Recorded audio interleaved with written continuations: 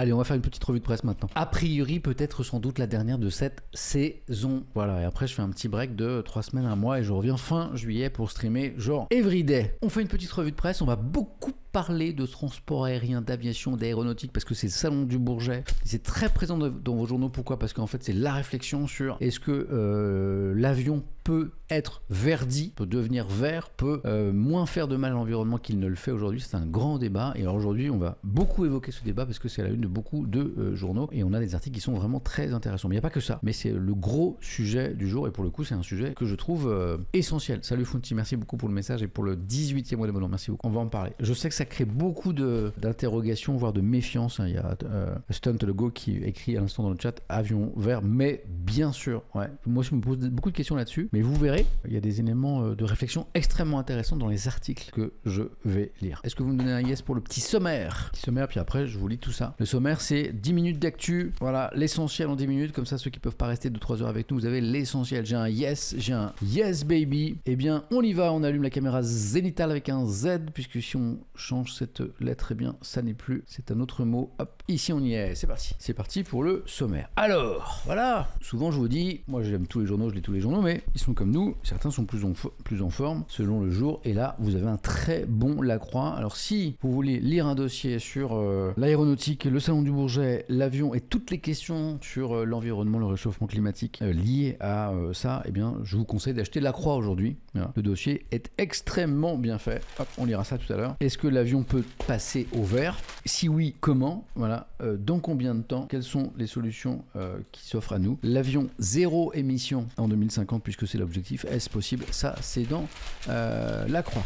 Hop, les Échos consacrent leur une, devinez à quoi? Eh bien, à ce salon du Bourget qui est le plus grand salon de l'aéronautique au monde, hein, je crois. Voilà, 4 ans d'absence et le Paris Air Show qui débute aujourd'hui au Bourget. Je crois que le président Macron est attendu d'ailleurs ce matin. Zéro émission. Il y a Golden Raptor qui rigole et qui a raison parce qu'il manque un mot. Qui dit zéro émission MDR pas possible. En fait, l'expression complète c'est zéro émission nette. Voilà. Et donc, on va en parler. Croissance, pollution, les nouveaux défis de l'aéronautique. Bim, c'est la une des Échos pour vous montrer que le sujet est très présent. La preuve. Je prends le Parisien et bim, on remet ça avec un coup de projecteur cette fois sur Air France KLM, le groupe français. Comment Air France veut décarboner l'avion. C'est le directeur général d'Air France qui explique pourquoi notre pays peut devenir championne, la France, de l'aviation durable. Voilà. Donc on lira le coup de projecteur sur Air France qui a envie de jouer cette carte-là. Et je voulais aussi vous lire, il y a plusieurs articles dans la presse là-dessus ce matin, mais j'ai choisi celui du Parisien, ce papier sur ces 4 hommes, je crois que l'un est mineur d'ailleurs,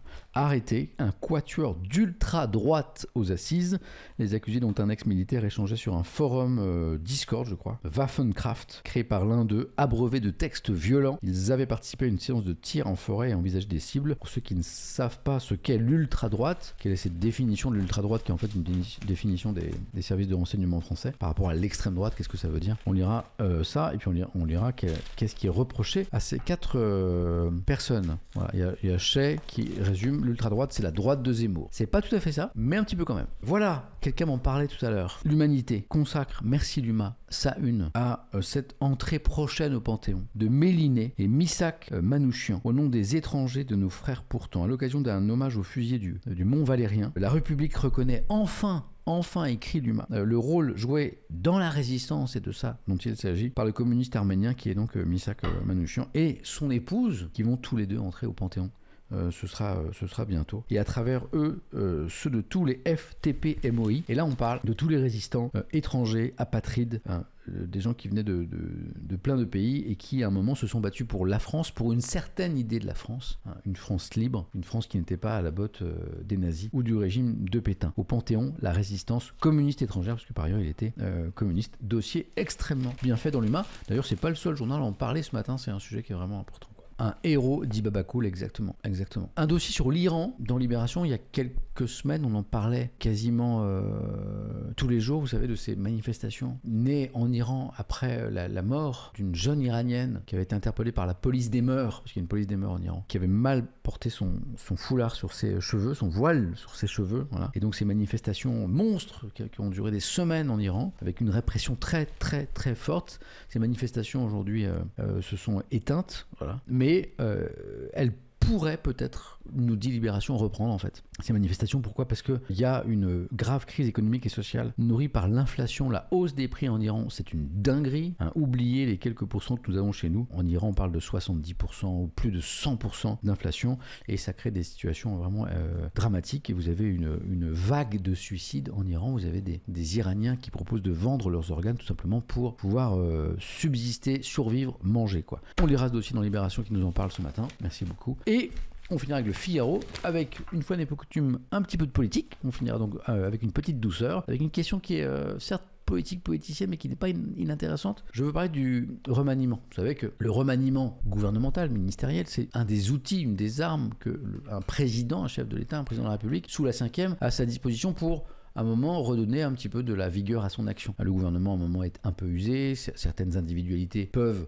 réussir leur passage dans un ministère et d'autres au contraire le rater, et dans ce cas-là, eh bien, on change un peu l'équipe, tout ou partie, remaniement total ou remaniement partiel. Ce qui est assez classique aussi, c'est de changer le Premier ministre, l'incarnation du pouvoir exécutif, ce qui permet un petit peu au chef de l'État, au président de la République, puisqu'à ce jour nous n'avons pas eu de présidente sous la 5e, de redonner un petit peu d'élan et d'allant à son action. Donc tout le monde s'attendait à ce que Elisabeth Borne soit remerciée pour être remplacée par un ou une nouvelle première ministre, hein. Mais la question qui se pose aujourd'hui, c'est est-ce qu'elle va être remplacée? Est-ce qu'elle ne va pas durer encore un petit moment? Et à Mona Flor qui dit ça fait 1 an que les journalistes en parlent mais jamais rien.